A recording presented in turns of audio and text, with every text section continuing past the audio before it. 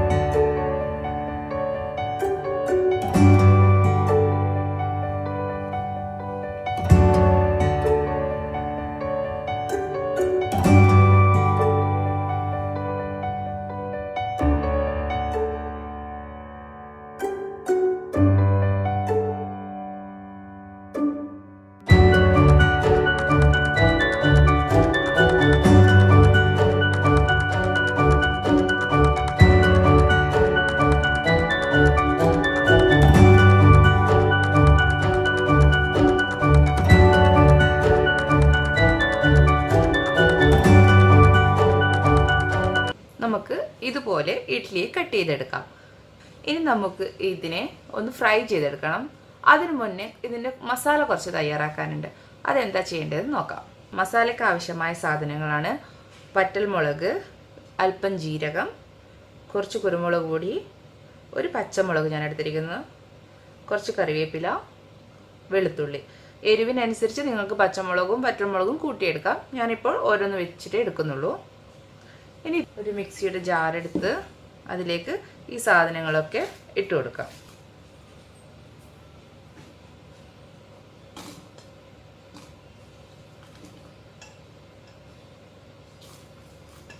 ഇത്രയും സാധനം നമുക്കൊന്ന് കുറച്ച് വെള്ളവും ചേർത്ത് അരച്ചെടുക്കാം.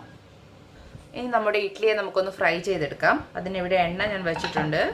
എണ്ണ ചൂടായതിനു ശേഷം നമുക്ക് ഈ ഇഡ്ഡലിയെ ഈ എണ്ണയിലേക്കിട്ട് ഫ്രൈ ചെയ്തെടുക്കാം. നമ്മുടെ എണ്ണ ചൂടായിട്ടുണ്ട്. നമുക്കിതിലേക്ക് ഓരോ ഇഡ്ഡലിയായി ഇട്ട് കൊടുത്ത് ഫ്രൈ ചെയ്തെടുക്കാം.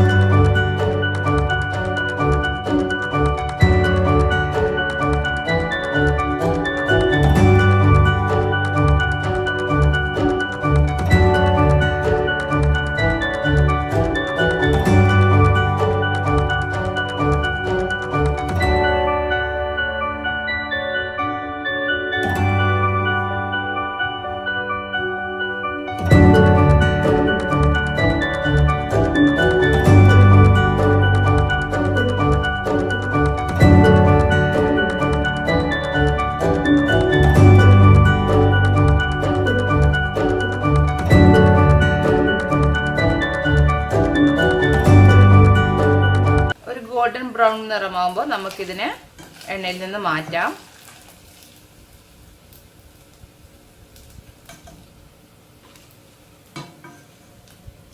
ഇതുപോലെ ബാക്കിയുള്ളതും നമുക്ക് ഫ്രൈ ചെയ്തെടുക്കാം. ഞാനിപ്പോൾ ഇഡ്ഡലിയെ മൊത്തം ഫ്രൈ ചെയ്തെടുത്തിട്ടുണ്ട്. ഇനി നമുക്ക് ബാക്കിയുള്ള കുറച്ച് എണ്ണ മാത്രം വെച്ചിട്ട് ബാക്കിയെല്ലാം മാറ്റുക. എണ്ണ ചൂടായിട്ടുണ്ട്. ഇതിലേക്ക് കുറച്ച് കായപ്പൊടി ആഡ് ചെയ്ത് കൊടുക്കുക. ഇനി ഇതിലേക്ക് കുറച്ച് കറിവേപ്പില, നമ്മൾ അരച്ചു വെച്ചിരിക്കുന്ന കൂട്ട് ഒഴിച്ചു കൊടുക്കുക.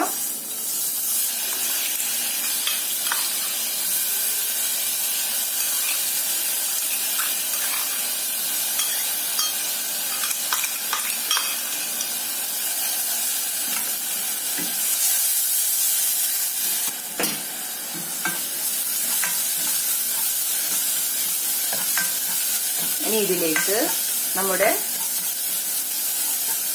ഫ്രൈ ചെയ്ത ഇഡ്ലി കൂടെ ആഡ് ചെയ്ത് കൊടുക്കുക.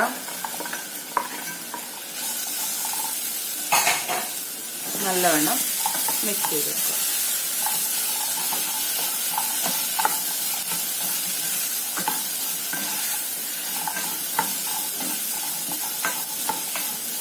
ഇഡ്ലിക്ക് ഉപ്പ് ഉണ്ടാവും, എന്നാലും നമുക്ക് കുറച്ച് ഉപ്പ് കൂടെ ഇതിലേക്ക് ആഡ് ചെയ്ത് കൊടുക്കാം. അധികം ഉപ്പ് ആഡ് ചെയ്യണ്ട.